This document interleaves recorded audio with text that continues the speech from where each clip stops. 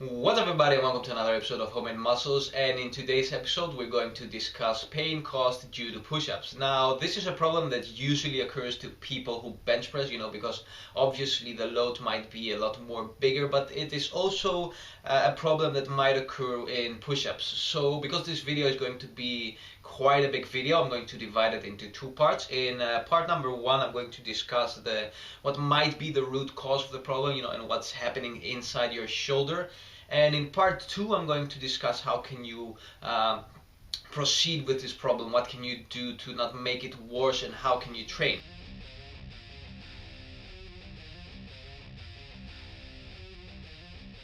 So what are the causes of pain in the shoulder while you're doing push-ups? I'm going to summarize this into three basic parts, and number one is bad form, and the most important while doing the push-ups. Number two is overuse, doing too many push-ups too frequently and not resting enough and stuff like that. And number three is bad posture, which isn't really a cause of shoulder pain while doing push-ups, but it's something that can make it worse. So I'm going also to discuss how you can avoid bad posture with some simple tips.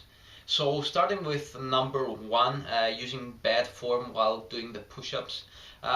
What people usually do while doing push-ups is they flare too much their elbows and they hunch up their shoulders like this over here. So you will see a lot of people using this kind of technique. I have also made a video with proper technique over here and common mistakes as the one I just described. So go ahead and look at this video if you're not sure about push-up form. You might think it's a really simple exercise, but there's a lot more into it. I'm going to give you some basic tips in this video.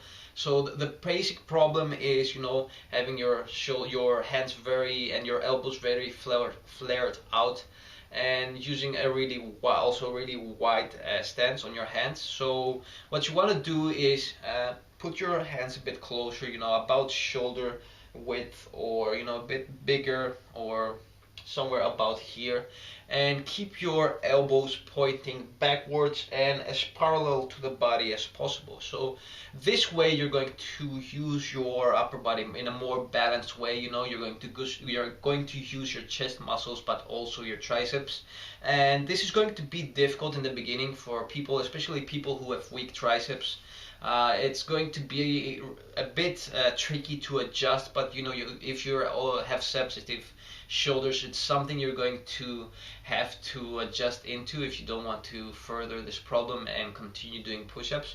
So remember, keep a smaller width of your hands and keep your elbows as parallel as towards the body as possible, pointing backwards and not flaring outwards. Watch out when you're on the sticking point of the exercise. When the exercise gets a lot more difficult, you will tend to flare out your elbows, and you won't probably know it. So have a spotter or use a camera or a mirror to make sure you're always using good technique. So what happens when you're using this kind of form in push-ups, when you use a handstand back and you're basically internally rotating your shoulders while doing push-ups, is that you are squeezing this area over here, and you're squeezing sensitive tendons like the rotator cuff tendon. Now, the rotator cuff is basically the muscle that starts here on your shoulder blades and ties into your shoulder through, the tendon of the muscle ends up, and there's a really small space inside here, your shoulder, which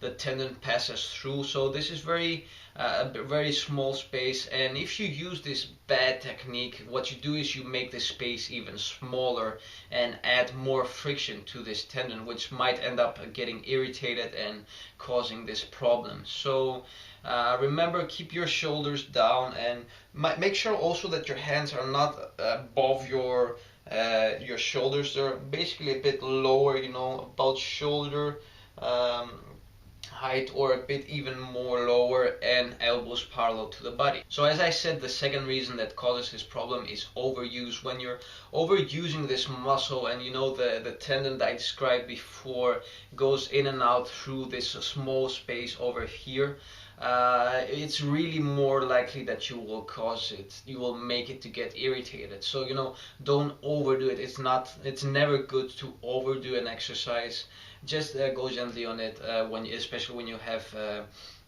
sensitive shoulders, and don't overdo it. Moving on to number three, because number three is bad posture. As I told you, this is not something that is the real cause of the problem, but it might make it worse. So what you might notice is if you sit all day on a desk, or have a desk job and something like that, it's very easy to end up in this position here, while typing on the computer, writing on the desk, or reading.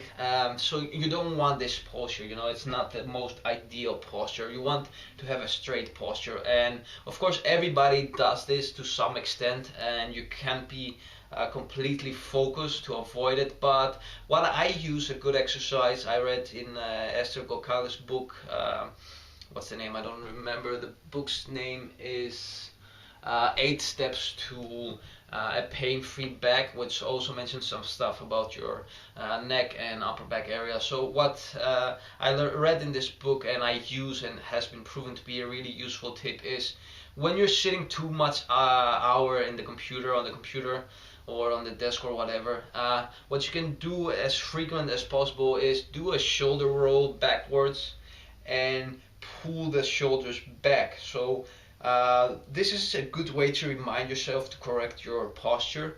And what you will notice is when you do this roll, the workspace area will not be very friendly, because you usually are in this position. So once you do the roll, everything will be more far away, the keyboard, the mouse, or your book, or whatever. So once you do the shoulder roll, readjust your workspace, bring your chair a bit more close to the desk, and adjust the keyboard and the mouse and stuff like that. Of course, after you do the roll, your shoulders will come back a bit forward again, but it's a good way to remind yourself if you do this very often. What I also do is, once I bring the shoulders back, I do an isometric contraction of my shoulder blades. So you want to squeeze your shoulder blades together, like you're squeezing a little grape or something like that, and keep this contraction for about 15 seconds. Remember, don't keep your shoulders up. Your shoulders should be down. Bring them as far away from your ears as possible, and backwards. So do the isometric squeeze for about 15 seconds and release. If you do the squeeze, this will help you keep the shoulders a bit more back.